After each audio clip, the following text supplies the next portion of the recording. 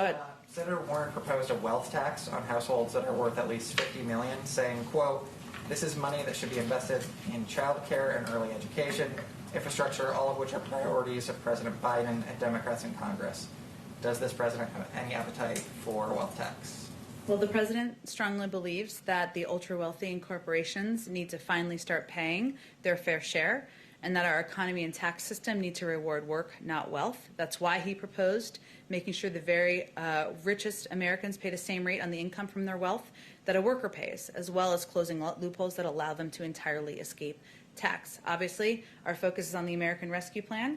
Addressing the inequities in the tax code is something he talked about as part of his Build Back Better agenda, and is something he remains committed to. He has a lot of respect for Senator Warren and is aligned on the goal of ensuring the ultra-wealthy and big corporations finally pay their fair share. He's laid out a lot of ideas, and when we get to that point in our agenda, he'll look forward to working with her and others in Congress. Go ahead. Thank you, Jen, very much. So yesterday, former President Trump suggested he might run again he will be back in 2024. You said the White House is not paying attention to President Trump, former President Trump, but how do you think foreign leaders are looking at this? Because this is one of the reasons foreign allies are still have doubts, and many, if they can trust the U.S. again. So how do you also think President Biden can convince global allies that they can trust the United States in reclaim U.S. leadership?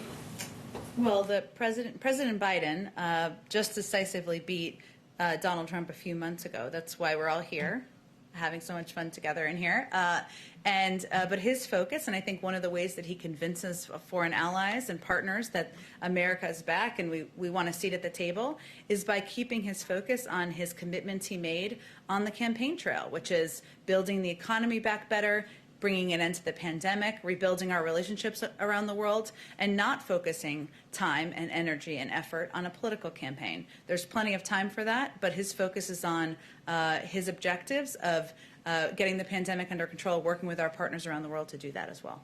Do you think, taking into consideration that foreign allies are worried about the return of Donald Trump? I'm not a spokesperson for our foreign partners, so you'd have to ask them and see what they have to say.